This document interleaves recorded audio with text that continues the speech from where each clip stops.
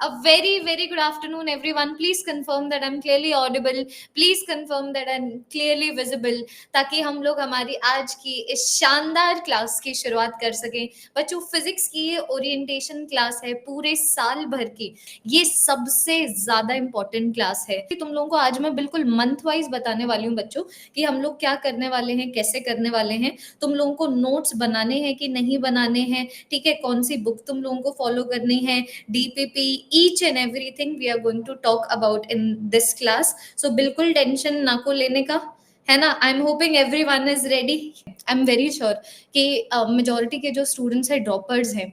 भले ही तुम लोगों के अंदर थोड़ा सा दुख है कि भाई अब की बार हमारा सिलेक्शन नहीं हुआ, but I am very sure because आज ये हमारी पहली क्लास है ना, तो उससे ज्यादा ना बच्चों एक होप नजर आ रहा होगा। मे बी ना तुम्हारे अंदर तुम लोग एक फेथ फील कर रहे होगे कि यार कोई बात नहीं, लाइफ बहुत बड़ी है, ठीक है। पिछली बार नहीं हुआ, हमें अच्छे से पता है पिछली बार हम लोगों ने क्या गलतियां की थी, उनके बारे में हम लोग आज के इस सेशन में बात भी करेंगे। हमें सिर्फ क्या करना है, हमें सिर्फ उन गलतियों को रेक्टिफाई करना है और बस जैसे टीचर बोल दे अपना दिमाग मत लगाना बच्चों, जैसे मैं बोल दूं वैसे फिजिक्स में कर लेना, 180 में से 180 ले आओगे। तो देखो अभी 2024 का तो रिजल्ट आया है नहीं, तो मैं तुम लोगों को वो रिजल्ट दिखा नहीं सकती हूँ। और ज्यादा ना हम लोग इस तरीके से शोकेस करते भी नहीं है भाई रिजल्ट, मतलब we are not very desperate कि हाँ यार एक और बच्चा मिल जाए जिसके इतने मार्क्स आए थे, एक और बच्चा मिल जाए, ठीक है। हमें कुछ रिजल्ट पता लग जाते हैं, वही तुम लोगों को बता देते हैं। अभी तक 2024 का जो रिजल्ट है काफी ज्यादा अच्छा रिजल्ट है। फिजिक्स में आपकी बार दोबारा से जो हाईएस्ट गया है वो 176 गया है ना। और रिजल्ट जब 2024 का आ जाएगा तब मैं तुम लोगों के साथ शेयर करूंगी।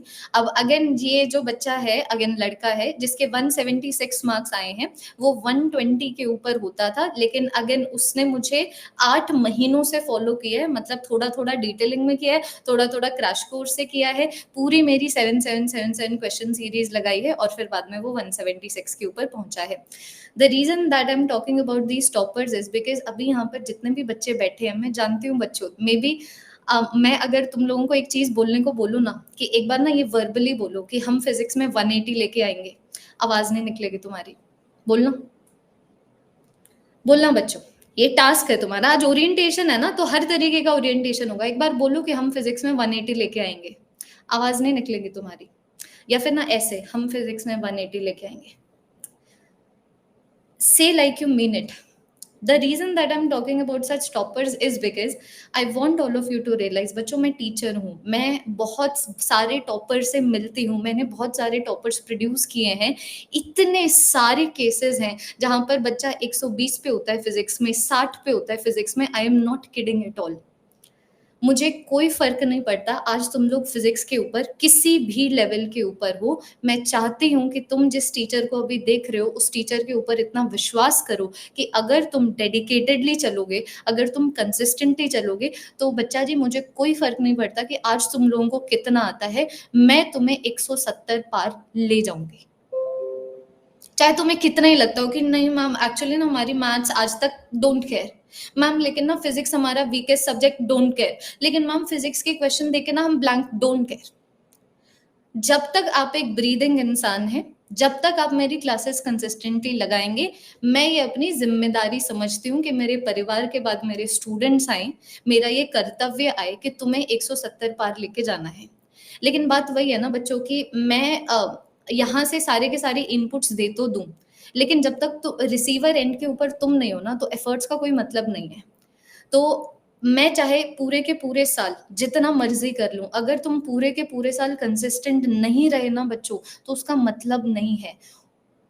तुम नहीं लेना चाहते ना दोबारा ड्रॉप, और जो बच्चे यहाँ पर पहली बार नीट देंगे, तुम नहीं लेना चाहते ना ड्रॉप, ड्रॉपर बनना बहुत मुश्किल काम है। तो अभी तुम्हारा जो एक्चुअली में दुश्मन होने वाला है इस नीट की प्रिपरेशन के दौरान ना बच्चों, सुनिएगा, वो ना तुम ही होंगे। You are going to be your biggest enemy during your NEET preparation. And how will you be that? Because you won't be consistent. सिर्फ मैं बार बार कंसिस्टेंसी की बात कर रही हूँ, मैं बार बार नो मैटर वॉट की बात करती हूँ। तुम सिर्फ कंसिस्टेंट होके पढ़ लो बस। दिल करे तब भी पढ़ लो, दिल ना करे तब भी पढ़ लो। आज जितने भी बच्चे मुझे देख रहे हैं, ठीक है? जैसे ही क्लास को एग्ज़िट लो ना, ये बिल्कुल सोच के एग्ज़िट लेना कि हम ऐसे हाथों में हैं कि आज हम चाहे जिस मर्ज़ी लेवल के ऊपर हों, अगर हम इन टीचर को फ़ॉलो करेंगे, तो हम 170 के ऊपर चले जाएँगे। अब मैं बताती हूँ 170 के ऊपर कैसे चले जाएँगे? वो भी बात कर लेते हैं क्योंकि तुम लोगों के दिमाग में होगा ना कि यार 170 ऑब्वियस सी बात है खाने की बात थोड़ी है कि बस पढ़ लिया और 170 आ गए। नहीं देखो मैं तुम्हें बताती हूँ 170 प्लस इन फिजिक्स के लिए। वैसे मैं कभी भी बच्चों 170 प्लस नहीं के लिए नहीं पढ़ाती, मैं हमेशा 180 के लिए पढ़ाती हूँ। तो एक बार यहाँ पर मैं लिखती हूँ 180 इन फिजिक्स, सबके बारे में बात करेंगे। अभी 1 घंटे की ये क्लास है, ओरिएंटेशन क्लास है। मैं तुम्हारी सारी की सारी मैं चाहती हूँ कि जब तुम इस क्लास को एग्ज़िट लो ना, एक क्लियर हेड के साथ एग्ज़िट लो कि इस क्लास को खत्म करने के बाद अगर तुम अपने पेरेंट्स से भी बात करो ना, तो तुम्हारे पेरेंट्स को भी तुम्हारे वर्ड्स में कॉन्फिडेंस दिखे, तुम्हारी चाल में अलग सा कॉन्फिडेंस दिखे कि क्या लड़का है जो छाती चौड़े करके चल रहा है, ऐसी क्या क्लास लगा ली है। ठीक है? तो ये तो मैंने तुम्हें बता दिया मेरा इंटेंशन क्या रहेगा। अब मैं तुम्हें बताती हूँ कि एक्चुअली में इस इंटेंशन को पूरा करने के लिए हम लोग साल भर क्या करने वाले हैं। तो ऑब्वियस सी बात है बच्चों, सबसे पहले तो हम लोग डिटेलिंग में सिलेबस कंप्लीट करेंगे।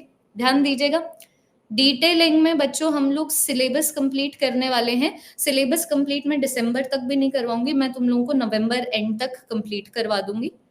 ठीक है? मैं सोच रही थी नवंबर एंड से पहले करा दूँ, लेकिन नहीं, हम ज़्यादा क्वेश्चन्स कर लेंगे, लेकिन नवंबर एंड से पहले सिलेबस नहीं कंप्लीट करेंगे, नवंबर एंड तक सिलेबस कंप्लीट करेंगे। अगर मानो मुझे बात करनी हो कि यार हम लोग सिलेबस कैसे कंप्लीट करने वाले हैं, तो एक बार बच्चों ज़रा-सा देख लेना। सबसे पहले हम लोगों को बेसिक मैथमेटिक्स जो है वो कंप्लीट करनी है। ऑब्वियस सी बात है यहाँ पर जो स्टूडेंट्स हैं, मैं तुम सारे के सारे स्टूडेंट्स को ऐसे ट्रीट करने वाली हूँ कि तुम लोगों ने कोई भी चैप्टर पहले नहीं पढ़ा है। मैं बिल्कुल ऐसे पढ़ाऊँगी, नो मैटर व्हाट। चाहे कैलकुलस हो ऐसे पढ़ाई जाएगी, बच्चे को नहीं आता है, चाहे ग्राफ्स हो ऐसे पढ़ाए जाएँगे कि बच्चे को नहीं आता है। किसी भी पॉइंट ऑफ टाइम पे तुम डिटेल्ड कवरेज बैच में मुझे कभी भी ये नहीं बोलते हुए सुनोगे कि इतना तो पता ही होगा। ये कभी भी डिटेल बच्चों जब सिलेबस कवर होता है ना तब ये बातें नहीं बोली जाती। तो सबसे पहले बेसिक मैथ कंप्लीट करेंगे, है ना? बेसिक मैथ में सारी चीज़ें आ जाएँगी।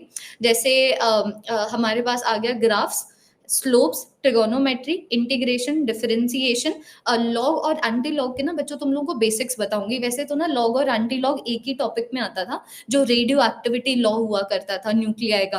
अब ऑल्दो वो डिलीट हो चुका है, लेकिन मुझे रिस्क लेना ही नहीं है, हम लोग पढ़ने वाले हैं उसको। तो जो बेसिक्स ऑफ लॉग और एंटी लॉग है वो मैं तुम्हें कराऊँगी। ये तुम्हारी केमिस्ट्री में भी बहुत हेल्प करेगा क्योंकि जो chemical kinetics I believe that is the chapter, वहाँ पर लॉग शॉग आता है। ठीक है? तो लॉग वगैरह मैं करवा दूँगी।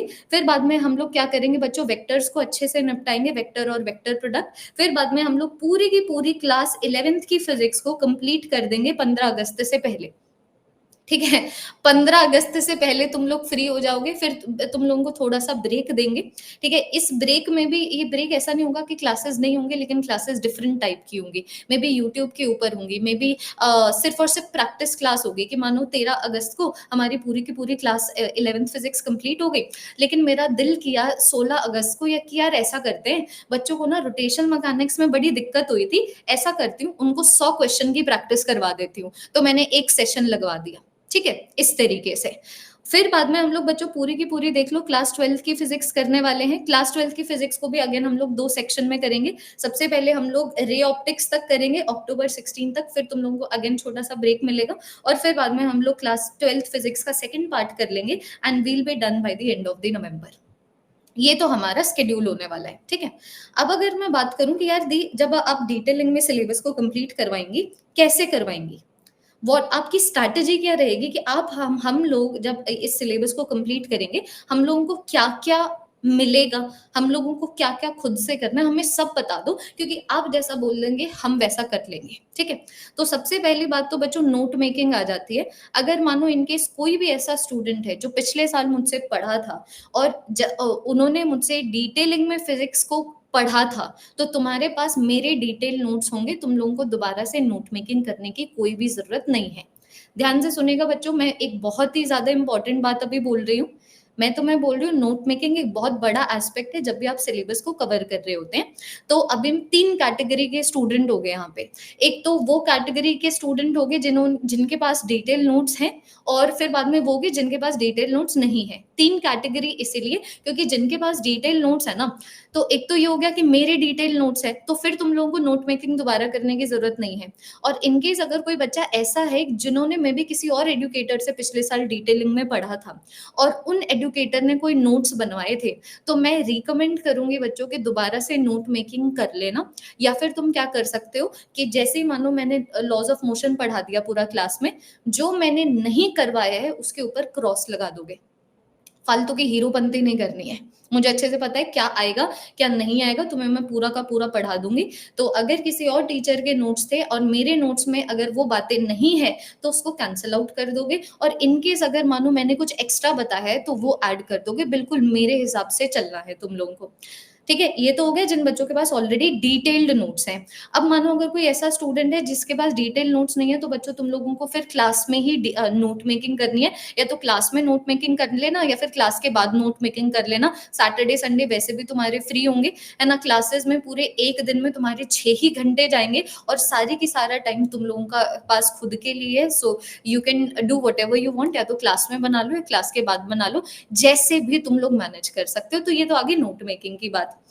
अब आगे की दी आप क्लास में क्या क्या करवाएंगे, तो ऑब्वियस सी बात है सबसे पहले क्लास में जितनी भी थ्योरी है, देखो अगर मानो मैं पढ़ाने की बात करूं, जितनी भी थ्योरी है, जितने भी कंसेप्ट्स हैं, जितने भी क्वेश्चन टाइप्स है, गौर फरमाइएगा, जितने भी क्वेश्चन टाइप्स हैं, सारी की सारी चीजें होने वाली है। क्यों मैंने बोला कि कुछ क्वेश्चन इंपॉर्टेंट क्वेश्चन टाइप्स, सारे के सारे important question types, the reason being कि तुम लोगों ने मुझे टाइम दिया है कि दी आप ऐसा करो नवंबर एंड तक आराम से बिंदास तरीके से अच्छे से सिलेबस कंप्लीट करवाओ।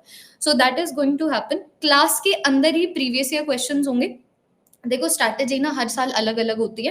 तो मैंने पिछली बार ये किया था कि पीवाईक्यूज कुछ मैं पहले करवा दिए थे मैंने क्लास डिटेल क्लासेस के अंदर, और फिर बाद में कुछ बाद में करवा दिए थे। छूटता कुछ नहीं है, बस पैटर्न चेंज होता है। अब की बार हम क्या करने वाले हैं, अब की बार सारे के सारे प्रीवियस ईयर क्वेश्चन को, जो हमारे लास्ट 20 ईयर्स के प्रीवियस ईयर क्वेश्चंस है, उसको हम लोग क्लास के अंदर ही करने वाले हैं। Do you all understand. उसके साथ साथ क्या होगा बच्चों, उसके साथ साथ हम लोग क्लास के अंदर ही, ठीक है, 8,000 से ज्यादा क्वेश्चंस की क्वेश्चन प्रैक्टिस कर लेंगे। अभी ना मैंने बहुत वेग नंबर लिखा हुआ है, ऐसा भी हो सकता है कि हम लोग क्लास के अंदर ही 10,000 क्वेश्चंस कर लें।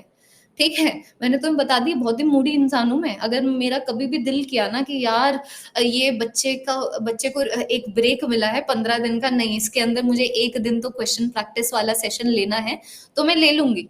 Do you all understand. तो ये बिल्कुल 8,000 को तुम बिल्कुल बेसलाइन समझ के चलो कि बिल्कुल बेसलाइन है 8,000, इससे ज्यादा ही चीजें होंगी। लेकिन देखो ये बात ये होती है कि अगर मानो आप बहुत जल्दी जल्दी खाना खाओ ना, बहुत ज्यादा, यूल चोक, है ना, गले में खाना अटक जाएगा, खांसी आने लग जाएगी, तुम लोगों को अनकंफर्टेबल फील होगा। डेफिनेटली हमारी क्लासेस एफिशिएंट होगी, लेकिन तुम लोगों को कभी भी ओवर बर्डन नहीं किया जाएगा कि दी हमसे ना, मतलब आप जितना बता रहे हैं हम उतना कंज्यूम नहीं कर पा रहे हैं ना, तो उस हिसाब का पेस होगा ना ही किसी कोई भी ऐसी चीज की जाएगी सच दैट तुम लोगों को ऐसे ओवर बर्डन फील हो। द रीजन बीइंग की जरूरत नहीं है। जरूरत क्यों नहीं है, क्योंकि अगेन तुम लोगों के पास 1 साल का टाइम है पूरी की पूरी नीट के प्रिपरेशन को करने के लिए। तो ये वो सारी चीजें होगी जो हमारी क्लास में होने वाली है। ठीक है, और ऑब्वियसली बात है एवरीथिंग प्लस प्रैक्टिस क्वेश्चंस होंगे क्लास में, ये मैंने तुम्हें बता दिया। अब अगर मैं बात करूं डीपीपी की, है ना, तो अभी डीपीपी बुक ऑलरेडी बच्चों तुम्हारे घर तक पहुंचेगी। अब की बार हम लोगों ने नई चीज की है, जैसे कि सारे के सारे इंस्टीट्यूट्स डीपीपी वगैरह तो देते ही हैं, मॉड्यूल्स वगैरह देते हैं। अब हम लोगों ने तो मॉड्यूल्स भी दे दिए जिसके अंदर क्वेश्चंस हैं, लेकिन हम लोगों ने ना बच्चों अलग से टॉपिक वाइज डीपीपीज बनाई है, जिसको हम लोगों ने बुक में कन्वर्ट किया है। तो जिन भी बच्चों ने महापैक लिया है ना, तो तुम्हारे पास क्लास 11th की और क्लास 12th की ये जो डीपीपी बुक है तुम्हारे घर तक जाएगी, और इनके वीडियो सोल्यूशंस भी हम लोग प्रोवाइड कर रहे हैं ताकि तुम्हारा टाइम सेव हो जाए। नहीं होता यार, मतलब फिजिक्स में तो ये चीज काफी ज्यादा ये प्रॉब्लमैटिक होती थी। दैट इज द रीजन महापैक के ऊपर ब्रेनस्टॉर्मिंग करने में हम लोग को आराम से 2 से 3 महीने लगे हैं। तो हम लोगों ने अब की बार क्या किया ना, फिजिक्स में किसी भी क्वेश्चन में अटक जाओ, जस्ट एग्जाम्पल फिजिक्स का दे रही हूँ, तो देखने से नहीं पता लगता। तुम्हें हमेशा ये होता होगा कि यार मैम आप बता दो ना यार, तो हम लोगों ने वीडियो सोल्यूशंस बना दिए कि बिल्कुल तुम लोगों को वीडियो के बेसिस के ऊपर, बिकॉज लिखित चीजें नहीं समझ आती तो तुम वीडियो की हेल्प से बिल्कुल तुरंत बिना कोई टाइम वेस्ट किए तुम लोग डीपीपी के सोल्यूशंस को एक्सेस कर सकते हो ऐप के ऊपर। ठीक है, अगर तुम्हें नहीं पता है कैसे एक्सेस करना है तो बच्चों प्लीज नीट अड्डा 247 का ऑफिशियल टेलीग्राम चैनल तुम लोग प्लीज ज्वाइन कर लो। उसके ऊपर आज रात को मैं स्क्रीन रिकॉर्डिंग्स भेजने वाली हूँ, हर एक चीज की स्क्रीन रिकॉर्डिंग भेजूंगी, कैसे डीपीपी के सोल्यूशंस को एक्सेस करना है, स्क्रीन रिकॉर्डिंग भेजूंगी कैसे आरएनए और डीएनए जो 35,000 क्वेश्चन का क्वेश्चन बैंक है उसको एक्सेस करना है, कैसे क्लासेस को एक्सेस करना है। So please do that. ठीक है जी, ये मेरे पास हो गया, ये डीपीपी हो जाएगी। हाँ जी, अभी विक्ट्री बैच की बात कर रहे हैं जी, और किसकी बात कर रहे हैं? अभी हम लोग विक्ट्री बैच की ही बात कर रहे हैं, और जो बच्चे टारगेट बैच के हैं, हाँ जी, जो बच्चे टारगेट बैच के हैं, ऑब्वियस सी बात है तुम्हारा जो सिलेबस है, ठीक है, तुम्हारा सिलेबस मैं अभी मेरे पास बच्चों यहाँ पर पीडीएफ नहीं है, तो एक बार मैं विक्ट्री बैच के ही पर्सपेक्टिव से अभी बात करना चाहूंगी, है ना। मैं अभी 2025 एस्पिरेंट से बात करना चाहूंगी, अभी मैं 2026 एस्पिरेंट से नहीं बात कर रही हूँ। तो अभी 2025 एस्पिरेंट्स के पर्सपेक्टिव से मैं अभी ये क्लास ले रही हूँ। ठीक है, लास्ट में मैं यहाँ पर कोई 2026 का भी बच्चा बैठा हुआ है क्या? हाँ जी, एक बार जरा सा बताइए। एनसीईआरटी रीडिंग सबके बारे में बात करेंगे ना, टेंशन क्यों ले रहे हो?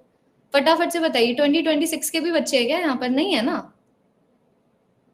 2020 टारगेट बैच थोड़ी है ना। सो that is exactly my point. ठीक है, तो अभी हम लोग यहाँ पर बात करें 2025 एस्पिरेंट्स के पर्सपेक्टिव से। मैं क्लास 12 स्टूडेंट्स और ड्रॉपर्स को मैं इस तरीके से अलग नहीं कर रही हूँ, हम 2025 के लिए पढ़ेंगे। तो ये तो हो गया बच्चों हमारा डीपीपी वाला पॉइंट। ठीक है, अब फिर बाद में नेक्स्ट पॉइंट आ जाते हैं एनसीईआरटी का, कि यार दी अभी ना हम लोग एनसीईआरटी का क्या करें। तो देखो, अगर तुम लोगों ने देखा हो ना कि अब की बार जो 2024 में जो क्वेश्चन था, उसमें एक ऐसा क्वेश्चन है जो अभी भी मतलब वी आर वेरी अनसर्टन कि उसका उसका सही आंसर क्या आना चाहिए। डू ऑल रिमेंबर, एक ऐसा क्वेश्चन था that atoms of all the nuclei are stable and have a characteristic absorption या फिर एमिशन स्पेक्ट्रम। इस तरीके का एक स्टेटमेंट बेस्ड क्वेश्चन था। तो ओल्ड एनसीईआरटी के विद रिस्पेक्ट टू उसका अलग आंसर है ना, न्यू एनसीईआरटी के विद रिस्पेक्ट टू उसका अलग आंसर है। तो बेसिकली मैं ये नहीं बोलना चाह रही हूँ कि वहां पर बोनस मिलेगा कि नहीं मिलेगा, वो अभी पॉइंट ऑफ कन्वर्सेशन मेरा नहीं है, वो तो वक्त बताएगा। मैं तुम लोगों को ये बोल रही हूँ कि एनसीईआरटी से ना ऐसी लाइन से उठ के क्वेश्चंस आ जाते हैं। तो एनसीईआरटी की रीडिंग अभी तुम लोग कर सकते हो, द रीजन बीइंग कि तुम्हारे पास टाइम है। एनसीईआरटी की reading you all can do it. ठीक है, you all can do it. अभी से तुम लोग एनसीईआरटी की रीडिंग शुरू कर सकते हो, ज्यादा टाइम तुम लोगों को नहीं लगेगा। बस ना अभी चीजें हाईलाइट मत करना, और मैं तुम्हें बता रही हूँ एनसीईआरटी रीडिंग बच्चों कभी भी करो ना, do that after the chapter ends. Chapter को शुरू करने से पहले या फिर चैप्टर के आधे में मत करना। एक बार जब चैप्टर खत्म हो जाए ना, उसके बाद तुम लोग एनसीईआरटी रीडिंग कर सकते हो। बात रही बच्चों क्वेश्चंस की, तो गौर फरमाइएगा। देखो, एनसीईआरटी के अंदर ना अब बच्चों दो तरीके के क्वेश्चंस है, मैं तुम्हें बताती हूँ। एक तो हमारे एग्जाम्पल क्वेश्चंस हो गए जो इंपॉर्टेंट क्वेश्चंस हैं, एक हमारे एक्सरसाइज क्वेश्चंस हो गए जो नॉट सो इंपॉर्टेंट है। तो ये जो एक्सरसाइज के क्वेश्चंस है इसको आगे निपटाएंगे, अभी डिटेल कवरेज के दौरान हम लोग इनको बिल्कुल नहीं छेड़ने वाले। जो एग्जाम्पल क्वेश्चन है उनमें से कुछ क्वेश्चन क्लास में हो जाएंगे, कुछ कुछ क्वेश्चन तुम लोग को डीपीपी के फॉर्मेट में मिल जाएंगे, बट व्हाट्सोएवर ये हमारा कवर हो जाएगा जब हम लोग डिटेल सिलेबस को कवर कर रहे हैं उसी फेज के अंदर। एक बार जरा सा यहाँ पर देख लीजिएगा। ठीक है, चैप्टर को एंड होने के बाद अगर तुम लोग एनसीईआरटी पढ़ना चाहते हो तो तुम पढ़ सकते हो। क्वेश्चंस की बात करें तो एक्सरसाइज क्वेश्चंस आगे कहीं देखेंगे, है ना। एग्जाम्पल क्वेश्चंस की मैं बात करूं तो कुछ क्लास में हो जाएंगे, है ना, और कुछ तुम लोगों को डीपीपी के फॉर्मेट में मिल जाएंगे। लेकिन व्हाट्सएवर जितने भी एग्जाम्पल क्वेश्चंस हैं तुम्हारी एनसीईआरटी के जो ज्यादा इंपॉर्टेंट है, डिटेल सिलेबस कवरेज के दौरान ही हमारे कंप्लीट हो जाएंगे। ठीक है, अब इसके साथ साथ क्या है, अब बच्चों इसके साथ साथ बच्चों हम लोगों ने टेस्ट सीरीज भी रखी हुई है। अब मैं ना बच्चों तुम लोगों को ना एक असलियत बताती हूँ। बच्चे क्लासेस तो अटेंड कर लेते हैं, मुझे ना सच्ची सच्ची बताओगे यहाँ पर ओल्ड या न्यू? न्यू बच्चों, न्यू एनसीईआरटी। ओल्ड एनसीईआरटी नहीं, न्यू एनसीईआरटी। ठीक है, नई एनसीईआरटी तुम लोगों को करनी है। ठीक है, एक बार जरा सा देख लीजिए, बिल्कुल आपको न्यू एनसीईआरटी करनी है, ओल्ड एनसीईआरटी नहीं करनी है। अब मैं ना टेस्ट के बारे में बात करती थी, एक क्वेश्चन पूछना चाहती हूँ, प्लीज बिल्कुल ईमानदारी से बच्चों मुझे कमेंट सेक्शन में आंसर देना। कितने ऐसे स्टूडेंट्स थे, है ना, पिछले साल जिन्होंने प्रिपरेशन की थी नीट 2024 के लिए, जो जब डिटेलिंग में सिलेबस कवर करवाया था ना टीचर ने, क्लासेस तो चलो लगाते थे, नहीं लगाते थे उसको साइड में रख देते, टेस्ट नहीं देते थे। हाँ जी, बताना एक बार, बताइए एक बार, कितने ऐसे स्टूडेंट्स थे जो सिलेबस कवरेज के दौरान टेस्ट नहीं देते थे? देखो कितने सारे स्टूडेंट्स हैं, देख देख पा रहे हो, देयर इज अ रीजन। मैंने यहाँ पर ये वाला जो क्वेश्चन है ना जानबूझ के पूछा हुआ है, देख लो कितनी बाढ़ आ गई है, पूरा गांव खड़ा हो गया ये मी बोलने के लिए।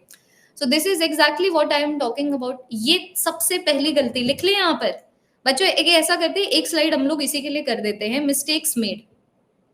यहाँ पर ये स्लाइड कर लेते हैं, मिस्टेक्स मेड, है ना। ये सबसे, और मैं यहाँ पर छोटी छोटी मिस्टेक्स की बात नहीं करूंगी, बड़ी बड़ी, ठीक है, बड़ी बड़ी मिस्टेक्स जो तुम लोगों ने की है ना। ये हरकतें करते हो और फिर बाद में बोलते हो कि टेस्ट को देते हुए हमें घबराहट होती है, टेस्ट को देखते हुए हमें कॉन्फिडेंस नहीं आता। ये वो सबसे मेजर मिस्टेक, स्किपिंग टेस्ट। ध्यान दीजिएगा, सबसे पहली mistake, skipping test during syllabus coverage. Do not do that. आपको इसीलिए टेस्ट देने में दिक्कत होती है क्योंकि आपने उसकी इनफ प्रैक्टिस नहीं की है। मैं तुम्हें कह रही हूं कि ये सबसे बड़ी मिस्टेक है जो एक नीट एस्पिरेंट करता है। Never do that. चाहे तुम्हारे ना बच्चों, सुनो, 720 में से अगर मानो तुम्हारे फोर्टनाइटली टेस्ट में 300 भी आ जाते हैं ना, मैं तुम्हें ये बोल रही हूँ कि जैसे तुम लोग टेस्ट में कंसिस्टेंट रहोगे, ये 300 कब 650 बन जाएंगे ना, तुम्हें पता नहीं लगेगा। मैं बस बोल रही हूँ, लेकिन अगर तुम्हारे मार्क्स 300 आ रहे हैं और यहाँ पर रुक जाओगे तो फिर बाद में 8 महीनों के बाद, 9 महीनों के बाद ना अपना सर पकड़ के ये सोच रहोगे कि यार हमारे टेस्ट में मार्क्स क्यों नहीं बढ़ रहे हैं, हम लोगों को इतनी एंग्जाइटी क्यों होती है, हम लोगों को टेस्ट देने का दिल क्यों नहीं करता। ये नंबर 1 चीज है जो, ऐसे नहीं बोला जाता 25 लाख की भीड़ तो है, लेकिन एक्चुअली में 25 लाख का कंपटीशन नहीं है। पहली चीज है जो डिसाइड करेगा कि तुम एक्चुअली में कंपटीशन हो दूसरे नीट एस्पिरेंट्स के लिए या नहीं हो। I will be very very direct with all of you. पहली चीज, पहला इंडिकेटर, आज तक एक भी ऐसा नीट एस्पिरेंट नहीं है जिसने ये चीज स्किप की हो और फिर बाद में उसने एक अच्छा मेडिकल कॉलेज पा लिया हो।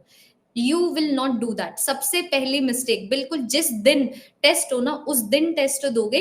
Dough not take the marks personally. तुम्हें समझना पड़ेगा कि तुम्हारी जो जर्नी है 1 साल की है। अगर तुम पहली टेस्ट में 650 अगर स्कोर करने लग जाओगे तो लास्ट टेस्ट में तुम 720 में से 800 मार्क्स लेके आना चाहते हो क्या?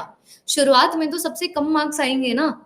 अभी जब सुहानी मानचंदा हमारी टॉपर है, मतलब अभी तक सबसे अच्छे मार्क्स उसी के आए हैं टोटल, उसके कुछ 706 710 बन रहे हैं। अभी आंसर की आएगी तो पता लगेगा ऑफिशियल। तो उसने बिल्कुल सेम बात की। मैंने ना उससे डायरेक्टली यही क्वेश्चन पूछा बिकॉज मुझे अच्छे से पता था तुम लोग इंटरव्यू देख रहे होगे और मेरी बात तो तुम लोग मानते नहीं हो सारी की सारी, टॉपर की तो फिर भी मान लोगे। तो मैंने ना उससे बिल्कुल ऐसे पूछा कि भाई तुम्हारे पहले टेस्ट में कितने मार्क्स आए थे।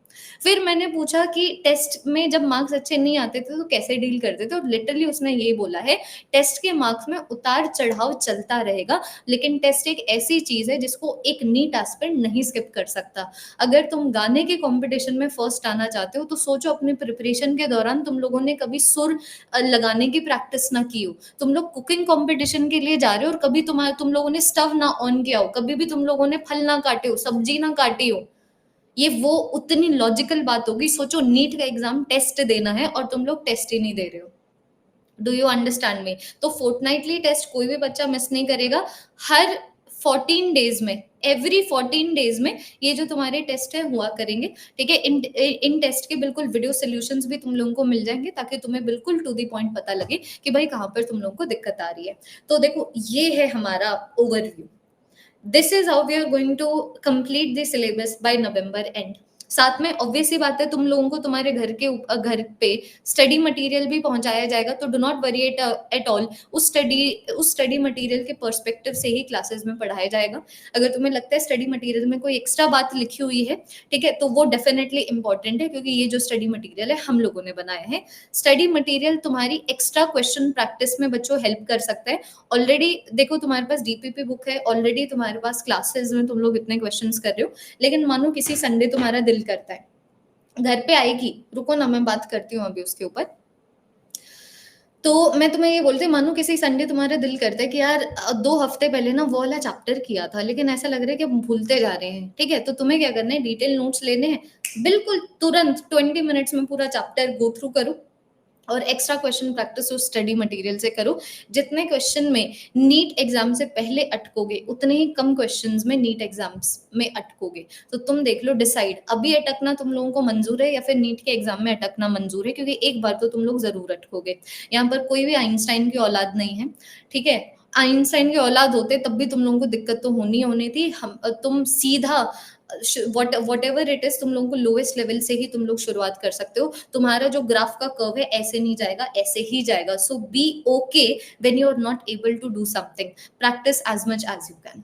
एक बार जरा सा देख लीजिए, ठीक है? ऐसे हम लोगों ने सिलेबस कवर कर दिया। फिर बाद में बच्चों, जैसे ही हमारा सिलेबस कवर हो जाता है, अब देखो यहाँ पर दूसरी ग्रेव मिस्टेक मैं तुम लोगों को बताती हूँ, relying on the recorded sessions. और मैं तुम्हें इसका रीजन भी बताती हूँ। मतलब relying on the recorded sessions, क्यों मैं तुम्हें ये बोल रही हूँ ना, तुम्हें पता है बच्चों, ऑफलाइन का ना एक बहुत अच्छा एडवांटेज है कि ऑफलाइन में तुम एक्चुअली में क्लासेस में जा रहे हो कि नहीं जा रहे हो, तुम्हारे मम्मी पापा वो देखने के लिए रेडी हैं, है ना? तो अगर मानो तुम किसी दिन क्लास को स्किप करते हो, तो तुम्हारे मम्मी पापा को पता लग जाता है कि है ना? तुम किसी दिन अगर कोचिंग इंस्टीट्यूट नहीं गए हो, तो तुम्हारे मम्मी पापा को पता लग जाता है। तो बिकॉज तुम्हारे ऊपर हमेशा मम्मी पापा की आंखें होती है ना, so you kind of are more consistent in going to the coaching institute. चाहे वो तुम्हारी टीचर्स की आंखें हो या तुम्हारे मम्मी पापा की आंखें हो, तुम्हारे दोस्तों की आंखें हो, whoever is playing that role in your life, you have more reasons or you feel more like it that you want to be consistent।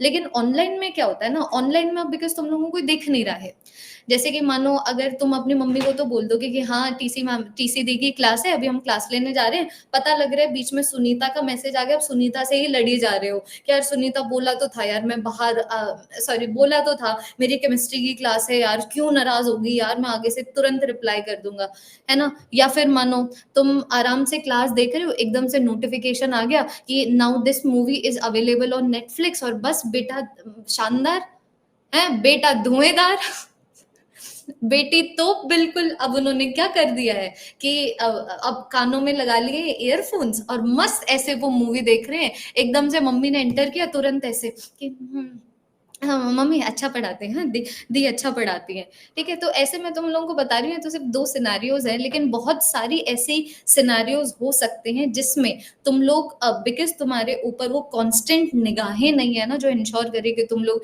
Classes को पूरा लगा रहे हो, बीच में नहीं छोड़ रहे, रेगुलर बेसिस के ऊपर लगा रहे हो, इसकी वजह से कंसिस्टेंसी में बच्चों को दिक्कत आती है। तो मैं तुम्हें बोल रही हूँ कि इसीलिए प्लीज अपने लाइफ का ना एक गोल बना लेना कि हम रिकॉर्डेड के ऊपर रिलाई ही नहीं करेंगे। जब तक बिल्कुल आर या पार वाली बात नहीं हो जाती ना बच्चों की, यार अब तो कुछ ही नहीं कर सकते दी, हम लोग को ना बहुत इंपॉर्टेंट काम था, मम्मी से पूछ लो जाए, हमेशा ये। अगर तुम्हें लगे कि तुम एक ऐसे रीजन की वजह से लाइव क्लास में नहीं आए हो जो तुम्हारी मम्मी या फिर पापा अप्रूव कर दें, तो फिर इट इज ओके। फिर तुम उस पर्टिकुलर सेशन के लिए, उस रेयर सिनेरियो में तुम लोग रिकॉर्डेड सेशन के ऊपर रिलाई कर सकते हो। वरना प्लीज बच्चों आदत डालो, किसी भी सक्सेसफुल इंसान का की सक्सेस में सबसे बड़ा रोल होता है एक स्केड्यूल का। स्केड्यूल होना बहुत ज्यादा इंपॉर्टेंट है, ठीक है? तो जब तुम एक प्रॉपर स्केड्यूल को फॉलो करने की एटलीस्ट कोशिश करोगे ना, तो तुम्हें अपने मन को मना करना आ जाएगा। हम लोग क्या करते हैं ना, जैसे कि जो कुछ बच्चे बिल्कुल फीलिंग्स ड्रिवन होते हैं, जैसे कि मान लो अभी किसी का मैसेज आ गया, ठीक है, उसमें लग गए, फिर कुछ नोटिफिकेशन आ गया उसमें लग गए। इस बच्चे का अपने ऊपर कोई सेल्फ कंट्रोल नहीं है, इसका जैसे दिल करता है ये बिल्कुल वैसे करता है। तो जब आप अपने लाइफ का एक मोटिव बनाते हैं कि हम एक प्रॉपर शेड्यूल से चलेंगे, तुम्हें अपने आप को मना करना आएगा। और जो इंसान अपने आप को एक करंट मोमेंट में मना कर सकता है एक बड़े रिजल्ट के लिए, वही असली सिकंदर है। उसी ने लाइफ में अगर कुछ भी उखाड़ा है तो उसी इंसान ने उखाड़ा है, चाहे वो उखाड़ना नीट एग्जाम को क्रैक करना हो, या फिर वो एक अच्छे मेडिकल कॉलेज से एमबीबीएस को पास करना हो, या फिर वो लाइफ में कुछ भी करना हो, लेकिन एक शेड्यूल तो तुम लोगों को बांधना पड़ेगा। तो बिल्कुल, although recorded lectures will be available but do not rely on them, क्योंकि फिर बाद में तुम मुझसे पूछोगे कि दी ये रीजन की वजह से ना हम लोगों की लाइव क्लास छूट गई, अब हमारा बैकलॉग हो गया, do not come to me with that nonsense, ठीक है? या तो ड्रॉप मत लो, ठीक है, ये हम लोग बहुत बार पहले भी डिस्कस कर चुके हैं। तो मैं तुम लोगों को बिल्कुल सीधा-सीधा बता रही हूँ बच्चों। देखो तुम लोगों को ऐसा हो सकता है प्रिपरेशन के दौरान ना मैं काफ़ी बार बुरी लगूँ, कि यार दी आपको ये चीज़ नहीं बोलनी चाहिए थी, हमें थोड़ी-सी हर्ट हो गई। But please understand, my goal is not for you to like me. My goal is for you to get 180 on 180 in physics. Do you all understand me? आप चाहे मुझसे नफ़रत कर सकते हैं, but you will always respect me for the kind of work that I will do for all of you. और मेरे लिए मुझे नहीं चाहिए लाइकनेस, मुझे नहीं चाहिए प्यार, मुझे अपने काम के लिए रिस्पेक्ट चाहिए, दैट इज़ माय मोटिव। मुझे ये थॉट चाहिए बच्चे के अंदर कि भले हमें दीदी हमें डाँटती है और हमें दीदी से थोड़ा-सा डर लगता है, लेकिन दीदी ने हमारी लाइफ़ में बहुत बड़ा रोल निभाया है और बहुत इम्प्रूवमेंट कराई है, दैट इज़ द एंड गोल। ठीक है जी? तो ये हमारा इस तरीके से नवंबर एंड तक सिलेबस कंप्लीट हो जाएगा। उसके बाद देख लो अभी फटाफट से, उसके बाद हम लोग क्या करेंगे ना बच्चों, उसके बाद आएगा हमारा डिटेल्ड रिवीजन बैच, ठीक है? नाम नहीं पता, मैं नाम कुछ देखूँगी यार, कोई बढ़िया सा नाम मैं लेके आऊँगी, लेकिन इसके बाद आएगा हमारा डिटेल्ड रिवीजन बैच जो 2 और आधे महीने का चलेगा, 3 महीने का भी चल सकता है। जैसे कि नवंबर एंड तक हम लोगों ने सिलेबस कंप्लीट कर दिया, तो मैं मेबी 10 दिन का ब्रेक दे दिया या फिर व्हाटएवर, और उसके बाद हमारे पास आ गया 2.5 से 3 मंथ्स का डिटेलिंग में रिवीजन बैच। इसके अंदर नोट मेकिंग नहीं होगी। एक बार ज़रा-सा देख लीजिए, इसके अंदर कोई नोट मेकिंग नहीं होगी, इसके अंदर तुम लोगों के को क्लास में आना है, रफ पेपर लेके बैठना है और सिर्फ स्क्रिबल करना है उस रफ पेपर के ऊपर, कोई नोट मेकिंग नहीं करनी है। ये वाला जो फेज़ है ना, तुम्हें इस ये वाले फेज़ से ईज़ियर लगने वाला है। यहाँ पर तुम लोगों को फिर भी मुश्किल हो सकती है तुम्हारी पूरी की पूरी नीट की प्रिपरेशन में, लेकिन अगर तुम लोगों ने ये झेल लिया ना, यहाँ पर बेटा जो तुम लोगों को कॉन्फिडेंस आने वाला है ना, यहाँ पर जो तुम लोगों की जो छाती चौड़ी होने वाली है, मैं तुम्हें बता रही हूँ। और ये जब हमारा डिटेल रिवीजन बैच आएगा, अब यहाँ पर ना हर एक बच्चे को 2 तरीके के टॉपिक नज़र आएँगे। कुछ बच्चों ऐसे टॉपिक्स होंगे जो तुम लोगों को बिल्कुल ईज़िली रिवाइज़ हो जाएँगे। हाँ जी, बिल्कुल ईज़िली रिवाइज़ हो जाएँगे। और फिर बच्चों कुछ ऐसे टॉपिक्स होंगे जो तुम्हें लग रहा है कि तुम लोग पहली बार पढ़ रहे हो, जिनमें दिक्कत आएगी। अब तुम लोगों को क्या करना है, आरएनए, डीएनए की हेल्प से या फिर अपने स्टडी मटेरियल की हेल्प से या फिर उन क्वेश्चन्स की हेल्प से जो हम लोगों ने क्लास में किए थे, तुम इनको पकड़ोगे। इनको छोड़ देना, ठीक है? इनको बार-बार करने से अब तुम्हारे मार्क्स में इंक्रीज़ नहीं आ रहा, ठीक है? अब तुम्हारा मार्क्स में जो इंक्रीज़ आएगा, इनकी हेल्प से आएगा। इनको तुम लोग पकड़ोगे और क्वेश्चन प्रैक्टिस करोगे। क्लास में आके तुम लोगों ने मस्त डिटेलिंग में रिवाइज कर लिया खूब सारे क्वेश्चंस की हेल्प से। क्लास खत्म होने के बाद तुम्हारा क्या रह जाता है, मैं अभी उसकी बात कर रही हूँ। जैसे कि यहाँ पर इस फेज में तुम्हारा स्टडी मटेरियल रह जाता है एक्स्ट्रा क्वेश्चन प्रैक्टिस के लिए, डीपीपीज रह जाती है, टेस्ट सीरीज रह जाती है। यहाँ पर मैं बात कर रही हूँ, ऑब्वियस सी बात है, अगेन इससे एसोसिएटेड हम लोग टेस्ट सीरीज भी रखेंगे, जहाँ पर अगेन वीडियो सोल्यूशन तुम लोगों को प्रोवाइडेड होंगे, जहाँ पर अगेन 2 तरीके के टॉपिक्स तुम्हें नजर आएंगे। एक वो जो इजीली हो रहे हैं, जो इजीली हो रहे हैं उनको मत पकड़ना। कुछ-कुछ बच्चे ऐसा करते हैं कि मानो अगर उनसे एक चैप्टर के क्वेश्चन सॉल्व हो रहे हैं ना, तो उस बच्चे को दिल करता है कि उसी चैप्टर के क्वेश्चन ज़्यादा सॉल्व करे। Do not do that. जो आता है, ठीक है, उसको पकड़ने से मार्क्स में इंक्रीज़ नहीं आएगा। तुम लोगों को इस डिटेल रिवीजन बैच में वो टॉपिक्स पकड़ने हैं जिसमें तुम लोगों को दिक्कत है। अगेन बच्चों, ये वाले फेज़ के दौरान दोबारा से तुम लोगों को रिवीजन डीपीपी मिलेगी। मेरी तरफ से मैं अपना प्लान बता रही हूँ, रिवीजन डीपीपी मिलेगी अलग। कि यहाँ पर जो हम लोगों ने क्वेश्चन सॉल्व किए हैं वो हमारे क्या थे, सिलेबस कवरेज के पर्सपेक्टिव से थे, जहाँ पर हमारे पास कितना मई था, जून था, जुलाई था, अगस्त था, सितंबर था, अक्टूबर था, नवंबर था, 7 महीने थे। 7 महीनों की अलग डीपीपी है। अब यहाँ पर रिवीजन डीपीपी आएगी जो मेरी तरफ से मिलेगी। जैसे ही क्लास खत्म होगी ना, उसके आधे घंटे के बाद रिकॉर्डिंग भी अवेलेबल हो जाएगी, और रिकॉर्डिंग के साथ-साथ ना वहाँ पर वहाँ पर इस क्लास के साथ या फिर उस क्लास के साथ डीपीपी भी अटैच्ड होगी।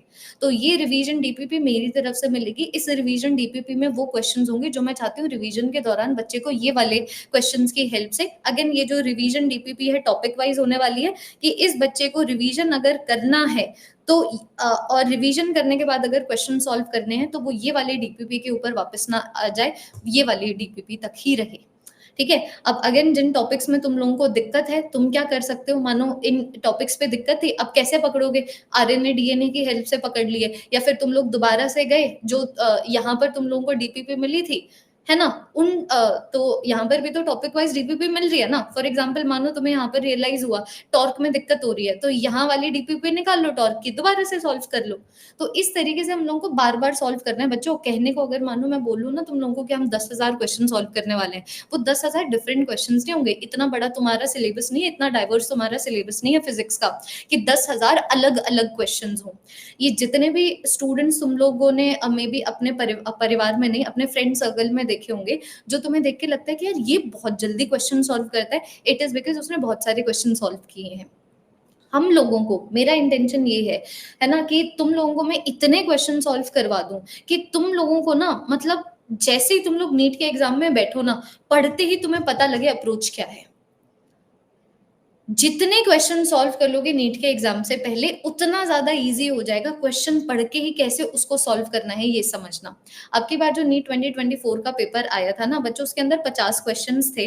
अगर मानो मैं -5 कर दूं जो डिफिकल्ट क्वेश्चंस थे, फिर भी 45 क्वेश्चंस रह जाते हैं। ये जो 45 क्वेश्चंस थे इजी मीडियम कैटेगरी के थे। ये वो क्वेश्चंस थे कि अगर मानो तुम लोगों ने पूरे साल मुझसे डिटेलिंग में पढ़ा होता ना, पढ़ के तुम्हें पता लगता है इसको कैसे सॉल्व करना है, बिल्कुल पढ़ते ही कि कैसे सॉल्व करना है, क्योंकि इनमें से एक भी ऐसा क्वेश्चन टाइप नहीं था जो डिटो हम लोगों ने क्लास में ना किया हो। जो कुछ कुछ तो ऐसे क्वेश्चन थे जो हम हमारी प्रिपरेशन के दौरान बोलते थे ये तो वाहियात क्वेश्चन है, करते थे लेकिन वाहियात क्वेश्चन बोल के करते थे, वो थे यहाँ पर क्वेश्चन।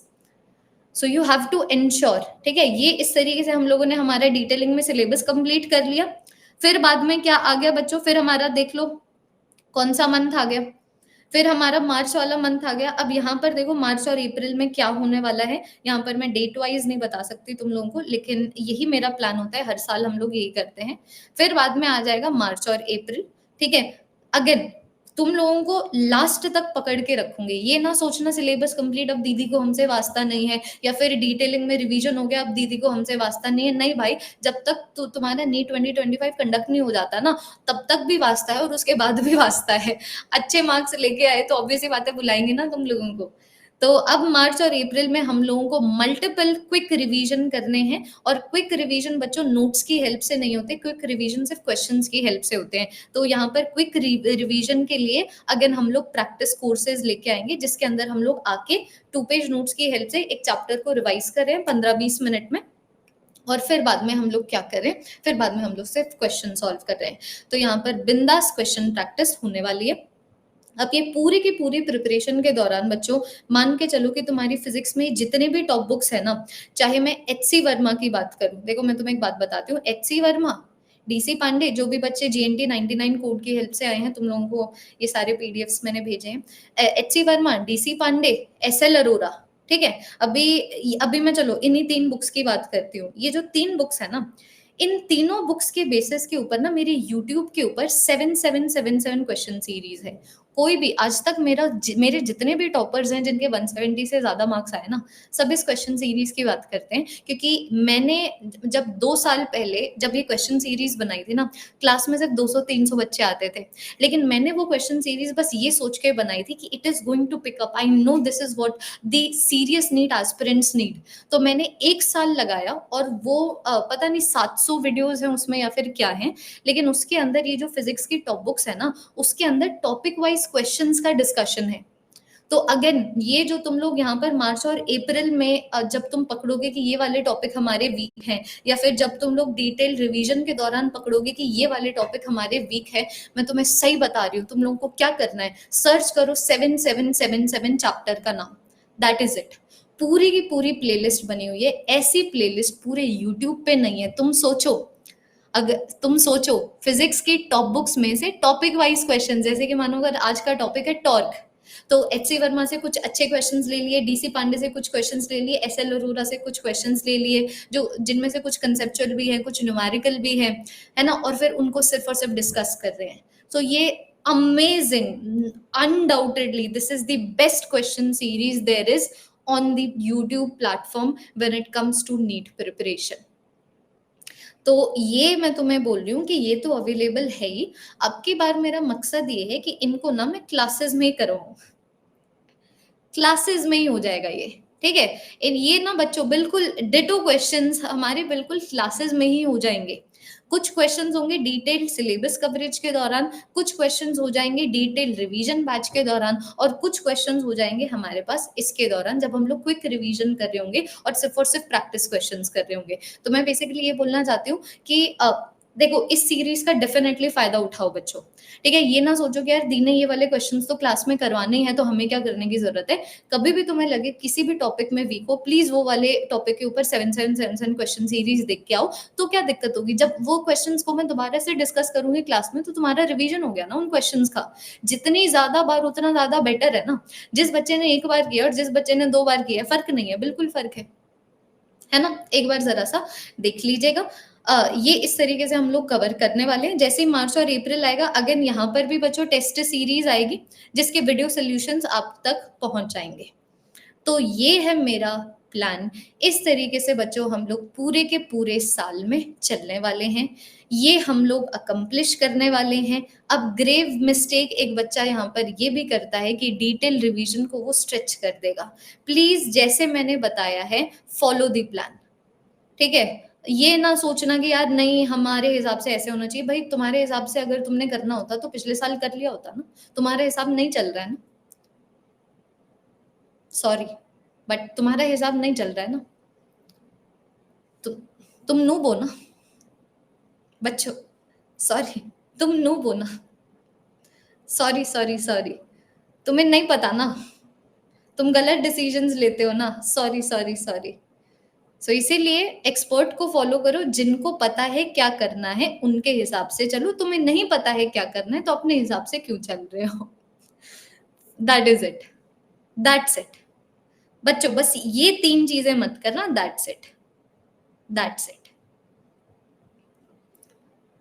फिजिक्स हमेशा क्वेश्चन प्रैक्टिस से आई है, इसीलिए मैं तुम्हें बार बार में क्वेश्चंस का जिक्र मैंने ज्यादा किया है। यहाँ पर क्वेश्चन का जिक्र ज्यादा किया है, यहाँ पर क्वेश्चन का जिक्र ज्यादा किया है, यहाँ पर क्वेश्चन का जिक्र ज्यादा किया है, यहाँ पर क्वेश्चन का जिक्र ज्यादा किया है। फिजिक्स थियरी पढ़ के कभी नहीं आती। अच्छा मैं ना एक बार जरा सा बच्चों इसके ऊपर भी डिस्कशन करना चाहूंगी। एक बार ना तुम्हारे इमोशन का रोलर कोस्टर के बारे में बात करें, है ना। 4:30 बजे तक तो क्लास ले ही सकती हूँ, 1 घंटा तो होगा ही तुम्हारे पास। देखो तुम्हारा इमोशंस का जो रोलर कोस्टर है, मैं बेसिकली तुम्हारी फीलिंग्स को वैलिडेट करना चाहती हूँ ताकि तुम्हें पता लगे कि तुम्हारे साथ कुछ गलत नहीं है। इट इज नॉट लाइक कि भगवान ने तुम्हें अलग से बनाया है या फिर तुम्हारे साथ कोई दिक्कत है। तुम्हारे साथ कोई दिक्कत नहीं है, हर बच्चे के साथ ऐसा होता है। देखो इमोशनल रोलर कोस्टर क्या होता है कि जैसे डिफरेंट डिफरेंट फेजेस हैं, तो मैं तुम्हें बिल्कुल क्लियरली बताने वाली हूँ कि अगर तुम आगे जाके पोटेंशियली 180 और 180 भी स्कोर करोगे ना, ये वो इमोशंस हैं या फिर ये वो रियलिटी है जो तुम स्किप नहीं कर सकते। जैसे हम लोग सिलेबस कवर कर रहे होंगे, ठीक है। तो सिलेबस कवर तुम लोगों ने किया, तुम लोग क्लास में आए, तुम लोगों को क्लास में मस्त समझ आया, तो मैंने तुम लोगों को सेंटर ऑफ मास ऐसे पढ़ा दिया कि तुम्हें लगा कि यार अब की सेंटर ऑफ मास में तो कोई फॉर्मूला ही नहीं है, सारा मोमेंट ऑफ मास का गेम है ना। लेकिन जब तुम लोग क्वेश्चंस करने गए ना तब तुमसे क्वेश्चंस नहीं बनेंगे। This is the reality. तो अब बच्चों का इमोशनल रोलर कोस्टर क्या होता है कि अल्लाह, मैंने तो बोला था मैम, ओरिएंटेशन में मैम जब बोल रही थी कि तुमसे हो जाएगा, मैं तो सोच ही रहा था मेरी तो मैथ्स बहुत वीक है, मुझे तो कंसेप्ट पता है, मुझसे क्वेश्चंस नहीं होते हैं क्योंकि मैं मैथ्स में कमजोर हूँ, मैथ्स में कमजोर हूँ, मैथ्स में कमजोर हूँ, मैथ्स में कमजोर हूँ। प्लीज अपने बाल खींच के अपने आप को उस इमोशनल रोलर कोस्टर से बाहर निकाल देना, because this is very genuine, ठीक है। आप क्लासेस अटेंड करेंगे, ध्यान दीजिएगा, क्लासेस को अटेंड करने से क्या होता है, क्वेश्चन थोड़ी सॉल्व होते हैं सिलेबस कवरेज के दौरान। क्लासेस को अटेंड करने से समझ आता है कि हाँ भाई ये सारी चीज हैं, ऐसी चीजें होती हैं, तुम लोगों को समझ आ जाता है। तो तुम लोगों को समझ आता है क्लास अटेंड करने से, है ना। आपको कैसे पता है, पहली बार नहीं पढ़ा रही हूँ मैं। तुम जैसे लंगूरों से साल भर डील करते हो, ऐसे थोड़ी 60 से 160 तक लेके जाते हो उनको, ठीक है। फिर बाद में आ जाती है आपकी क्वेश्चन प्रैक्टिस जो आप क्लास के बाद कर रहे हैं। देखो ये वाली क्वेश्चन प्रैक्टिस में मैं इंक्लूडेड नहीं हूँ, ये वो क्वेश्चन प्रैक्टिस है जो आप कर रहे हैं। यहाँ पर क्या होगा, यहाँ पर तुम्हें अप्लाई करना आएगा। यहाँ पर तुम लोगों को यहाँ पर क्या आएगा, तुम लोगों को अब यहाँ पर अप्लाई करना आएगा, ठीक है। और अप्लाई करना भी देखो कैसे आएगा कि मानो सबसे पहले तुम लोग 10 क्वेश्चंस कर रहे थे, उसमें से खुद से 2 हो रहे थे, लेकिन मैं बहुत ही बिल्कुल एक्सट्रीम सिनेरियो की बात कर रही हूँ, मानो 10 में से 3 खुद से हो रहे हैं, लेकिन 7 के लिए सॉल्यूशंस देखने पड़ रहे हैं। प्लीज़, प्लीज़ पहले बता रही हूँ, nothing is wrong with you, it is completely fine. मैं तुम्हें बस बोल रही हूँ, वहाँ पर जाके अगर तुम इमोशनल रोलर कोस्टर में नहीं जाओगे, बाल खींच के अपने आप को निकाल लोगे, क्वेश्चन प्रैक्टिस जारी रखोगे, तो फिर बाद में बच्चों 10 में से 5 बनने लग जाएँगे खुद से। जो कॉन्फिडेंस है ना 10 ऑन 10 में से नहीं आता, कॉन्फिडेंस इंप्रूवमेंट से आता है। तुम्हें लगता है कि अगर तुम्हें लगता है कि तुम सिर्फ तब कॉन्फिडेंट फील करोगे अपने प्रिपरेशन को लेके जब तुम्हारे 660 आने लग जाएँगे मॉक में, नहीं। नहीं, ये गलत है, ये तुम्हारा वहम है। तुम लोग तब कॉन्फिडेंट फील करोगे जब तुम 300 में से 320 तक चले जाओगे, 320 से 360 तक चले जाओगे।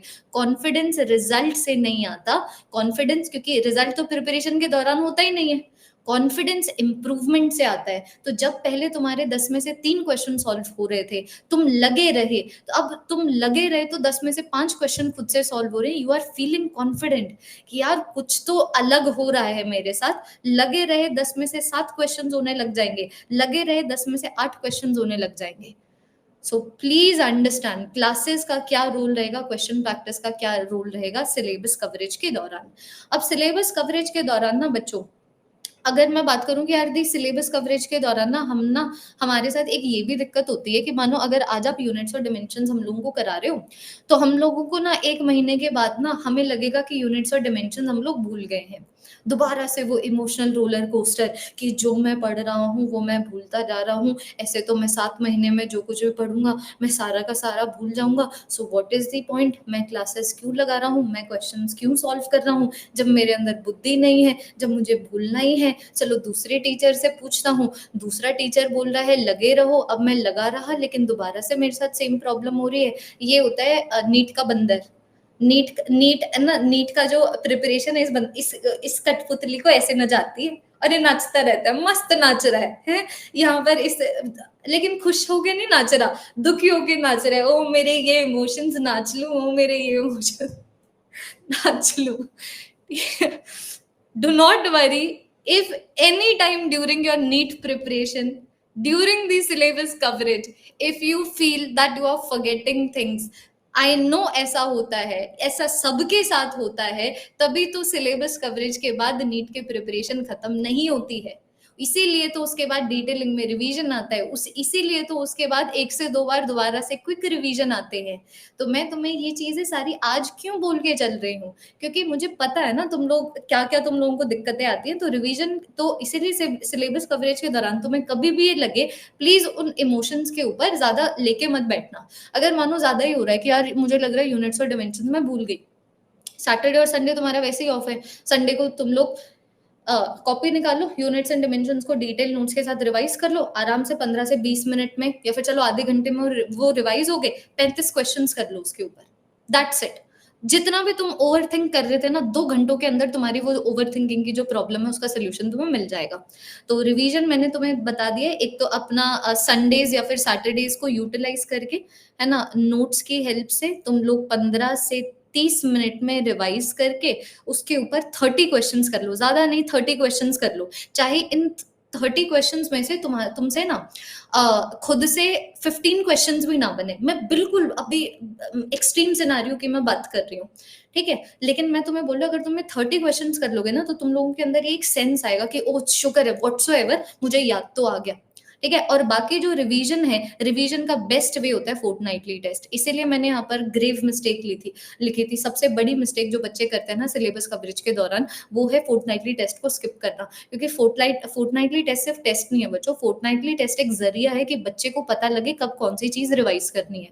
तो इसीलिए जो ये हमारे फोर्टनाइटली टेस्ट है, कोई भी बच्चा नहीं मिस करेगा। इसी के दौरान तुम्हारी जो रिवीजन वगैरह है होती जाएगी कि मानो अगर फोर्टनाइटली टेस्ट संडे को आ रहा है, जिसमें 4 चैप्टर्स आ रहे हैं, तो सैटरडे को तुम्हारा क्या काम है? उन 4 चैप्टर्स को रिवाइज़ करना। तो बस इतना ही करना है और इससे ज़्यादा रिवीजन तुम लोगों को नहीं करनी है, ठीक है? एक बार जब तुम लोग इस तरीके से सिलेबस कवरेज मैंने तुम्हें बोला है ना, जितनी भी दिक्कत आती है सिलेबस कवरेज के दौरान ही आती है। फिर जो असली कॉन्फिडेंस तुम्हारा आएगा ना, जो असली तुम्हारे बच्चों मार्क्स आने लगेंगे, वो आएगा जब हमारा डिटेल रिवीजन फेज़ शुरू होगा और फिर और कॉन्फिडेंस आएगा जब क्विक रिवीजन फेज़ शुरू होगा। तो ये जो ग्राफ है ना मुझे आता है, देखो ये जो ग्राफ है ना कि भई मुझे आता है, अगर मैं इस ग्राफ को टाइम के साथ प्लॉट करूँ तो ये ऐसे चलता है। ऐसे चलता है. So that is the reason it is called the students who make it till the end are the one that cracks NEET. If you are not able to make it to the end, मान के चलो कि तुमसे नहीं बनना फिर, क्योंकि तुम लोगों को यही बैटल करना है, मुझे आता है कि नहीं आता, यार मुझे नहीं आता, यार आता है, यार पता नहीं आता है कि नहीं आता है, यार लगता है आता है लेकिन एक्चुअली में नहीं आता है ना, यार आता है यार, कोई दिक्कत की बात नहीं है, फिर यार कहीं मैं डिल्यूजनल तो नहीं हो रही, ऐसा तो नहीं कि मुझे नहीं आता है, चलो थोड़ा थोड़ा आता है, लेकिन यार कंपटीशन बहुत ज्यादा है, मुझे इनफ नहीं आता है, यार पहले से ज्यादा आता है लेकिन यार इनफ नहीं आता, यार पहले से तो काफी ज्यादा आता है लेकिन अब भी गोल से काफी दूर है, यार पहले से बहुत ही ज्यादा आने लग गया है, वाओ दी कॉन्फिडेंस बिल्ड हो रहा है, और क्वेश्चन सॉल्व करेंगे, वाओ यार और ज्यादा आ गया, और कॉन्फिडेंस बिल्ड, और कॉन्फिडेंस, तो ये जो मुझे आता है यही कॉन्फिडेंस लेके आएगा, तो तुम देख लो ये ट्रेजेक्टरी मैं पहले से ही क्लियर कर रही हूँ. दैट इज इट बच्चा जी. This is your orientation class. This is how we are going to make sure that you get 180 on 180 in physics. सारे पॉइंट्स के ऊपर मैंने डिस्कशन कर लिया है. अगर कोई भी बच्चा लेट आया है तो ओरिएंटेशन का आप ओरिएंटेशन सेशन की रिकॉर्डिंग आपको मिलेगी. And I am very sure, देखो आज तुम्हारे पास ना कोई प्रूफ नहीं है कि ये जो प्लान है काम करेगा, मेंटल प्रूफ है तुम्हारे पास, लेकिन एक विजन बहुत हेल्प करता है. क्यों मैंने बोला ओरिएंटेशन क्लास हमारी पूरे साल की सबसे बड़ी क्लास होती है, सबसे इंपॉर्टेंट क्लास होती है, क्योंकि आज तुम्हारे पास ना बच्चों एक विजन है. आज जब तुम सोओगे ना, कुछ अचीव करने के लिए सोओगे कि आज मैं सोऊंगा तो कल जब उठूंगा कल ये करूंगा. ये विजन बहुत ज्यादा इंपॉर्टेंट है, एक डायरेक्शन बहुत ज्यादा इंपॉर्टेंट है. इलेक्ट्रॉन तो बिना पोटेंशियल डिफरेंस के भी मूव करता है, लेकिन क्या ड्रिफ्ट वेलोसिटी लेके आएगा? नहीं. विजन ही पोटेंशियल डिफरेंस है. अब भी ऊपर नीचे तो आएगा ना. अब ये मत सोचना कि आज तुम लोगों ने ओरिएंटेशन अटेंड कर लिया तो अब तो तुम्हारी प्रिपरेशन स्मूथ जाएगी. नहीं, आएंगी दिक्कतें, लगे रहना है बस. कभी तुम्हें इतना फील होगा, कभी तुम्हें इतना फील होगा, कभी तुम्हारा कॉन्फिडेंस इतना होगा, कभी तुम्हारा कॉन्फिडेंस इतना होगा. लगे रहना बस. That is all that I can say. ठीक है जी. ओके मिलते हैं फिर बच्चों. हमारी जो क्लासेस है मैंने तुम लोगों को बता दिया है. हमारी जो क्लासेस है मंडे टू फ्राइडे हुआ करेंगे 3:30 से लेके 5:30 बजे. स्केड्यूल आपको दिखता रहेगा आपके ऊपर. ठीक है जी. ओके चलिए ठीक है, अलविदा लेती हूँ सब. मैं अभी ऐसे क्वेश्चंस देख पा रही हूँ जो ऑलरेडी डिस्कस हो चुके हैं. प्लीज ओरिएंटेशन की रिकॉर्डिंग देख लेना. ठीक है जी. Okay. Feeling, how is everyone feeling? हाँ जी. क्या आप मुझे प्रॉमिस करते हैं आज की दी कंसिस्टेंट रहेंगे? बहुत बच्चे प्रॉमिस करते हैं बच्चों, हर साल प्रॉमिस रखते नहीं हैं. तुम बताओ क्या ये एक्सेप्शनल बैच हो सकता है? क्या ये बैच आज तक का सबसे अलग बैच हो सकता है? क्या तुम एज अ ग्रुप मिलके कुछ ऐसा कर सकते हो जो किसी और बैच ने नहीं किया है? बताओ. तुम्हारे पास्ट तुम्हारी काबिलियत नहीं बताता. पास्ट जैसा मर्जी हो, तुम्हारी मेंटालिटी तुम्हारी काबिलियत बताएगा. आज तक चाहे तुम लाइफ में हमेशा फेल हुए हो, तुम भी कर सकते हो, बहुत अच्छा कर सकते हो. Will you promise me to be consistent? I am going to give everything I have to ensure 180 on 180. लेकिन मैं जितना मर्जी कर लूं यार, जब तक रेसिपिएंट तुम नहीं हो ना, तो ठीक है. Good, very good everyone. मिलते हैं फिर अब हम लोग हमारी क्लास में. नेक्स्ट वाली क्लास में हम लोग बेसिक मैथमेटिकल टूल्स की शुरुआत करेंगे. ठीक है, चलिए जी. Okay. Hashtag no matter what की स्पिरिट के साथ चलते. Hashtag no matter what. See you all in the next class. Bye bye. Please take very very good care of yourself.